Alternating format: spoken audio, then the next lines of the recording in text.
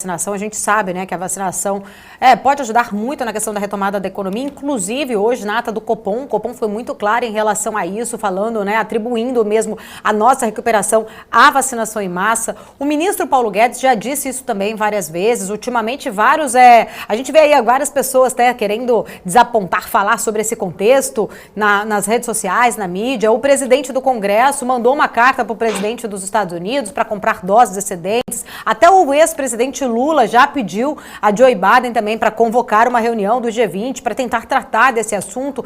Como que você vê essa movimentação aí de várias frentes tentando se mobilizar para conseguir esses imunizantes? Esse é um movimento bastante interessante, né? E, em algum sentido, ele vem de uma percepção que está amadurecendo entre os congressistas aqui em Brasília, de que o Congresso demorou a entrar no jogo. Falando especificamente do movimento do Congresso Nacional de mandar a carta ao presidente dos Estados Unidos.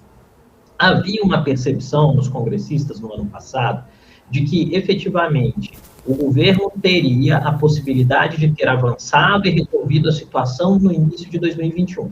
Então, o que os congressistas fizeram? E esse é um movimento importante para que a audiência compreenda daquilo que a gente está falando. Os congressistas, no ano de 2020, focaram suas energias naquilo que era a demanda mais importante para eles mesmos, que eram as eleições municipais. E trabalharam com a ideia de que, na retomada dos trabalhos congressuais, sob uma nova presidência, tudo estaria normal, né? Infelizmente, isso não se tornou normal, e o novo normal o número de mortes aumentou e a pressão sobre o Congresso aumentou. Isso fez com que novos entes entrassem no jogo. Então, nós temos o movimento empresarial, com a iniciativa da Luísa Trajano, nós temos o próprio Congresso se movimentando, e aí vem um ator novo que gera mais complexidade ainda para essa situação, que é a possibilidade do ex-presidente Lula ser elegível. E à medida que ele é elegível, ele entra com muita força política e narrativa nesse processo e faz com que alguns outros atores políticos percebam que não podem perder o trem da história em termos de movimentação e de marcação de posição. E isso gera uma pressão outra sobre o presidente Bolsonaro.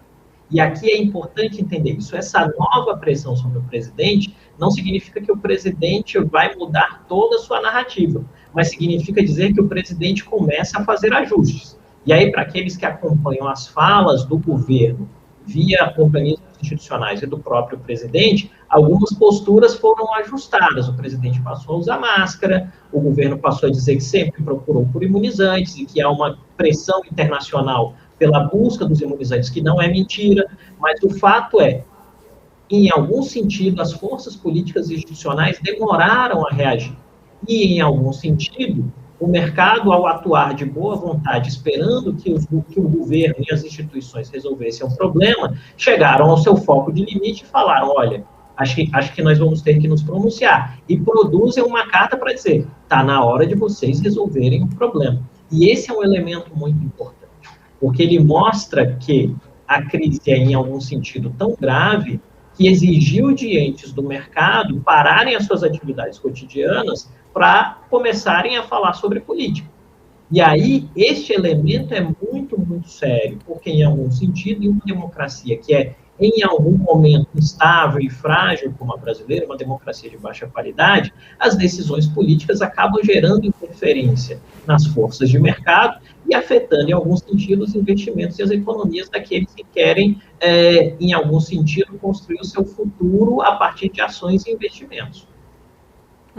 Ô, Cleomar, a estimativa de muitos empresários é de que o atraso na vacina esteja custando mais de 130 bilhões de reais ao nosso país, né? Eu queria saber, na verdade, a sua avaliação em relação a isso e se você acha que o país poderia ter conduzido melhor essa questão das vacinas, porque a gente, só agora, depois de muito tempo que está tentando fazer essa mobilização de várias frentes para tentar se mobilizar, para conseguirmos mais insumos para essa imunização.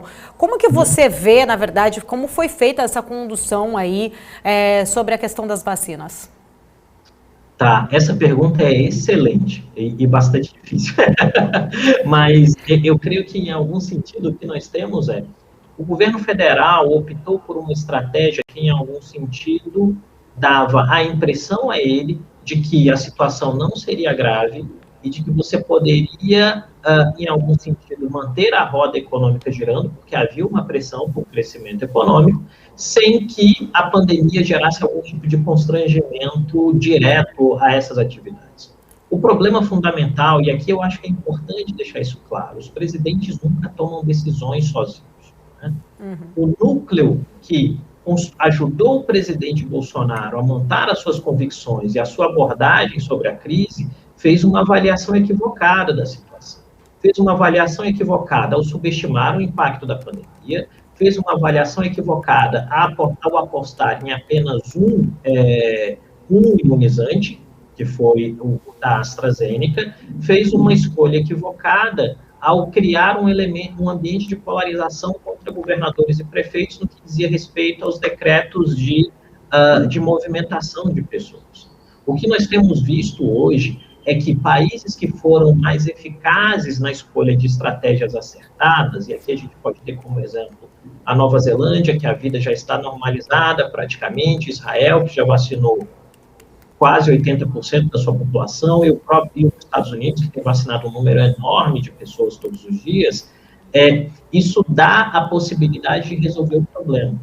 E aí alguém fala, mas o Brasil tinha condições de estar na vanguarda das vacinações? Sim, né? Nós temos hoje a prova cabal via Fiocruz e via Butantan e outras instalações capazes de produzir vacinas ao redor do país, de que o Brasil poderia estar melhor situado nisso que nós, na Dharma, hoje chamamos de geopolítica da vacina. Por quê? A distribuição dos insumos, a captura dos insumos pelos governos, né, e o uso destes insumos em processos de retomada da economia estão criando hoje duas categorias de países.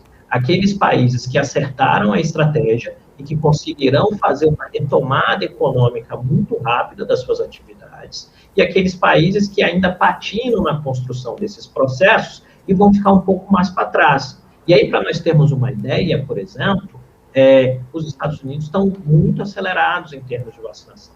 O Reino Unido segue muito acelerado em termos de vacinação. A União Europeia não segue tão acelerada em termos de vacinação, né? E o Brasil, infelizmente, na América do Sul, segue retardado em termos de vacinação, enquanto o Chile faz o dever de casa com muita qualidade. Então, o que nós precisamos compreender aqui, e essa é a minha percepção, é que esses equívocos estratégicos têm que ser corrigidos com a maior velocidade possível, para que a produção de imunizantes no Brasil seja acelerada, não importando se é AstraZeneca, Coronavac ou qualquer outro tipo de imunizante, mas porque, efetivamente, nós não teremos retomada normal da atividade econômica sem que as pessoas estejam imunizadas.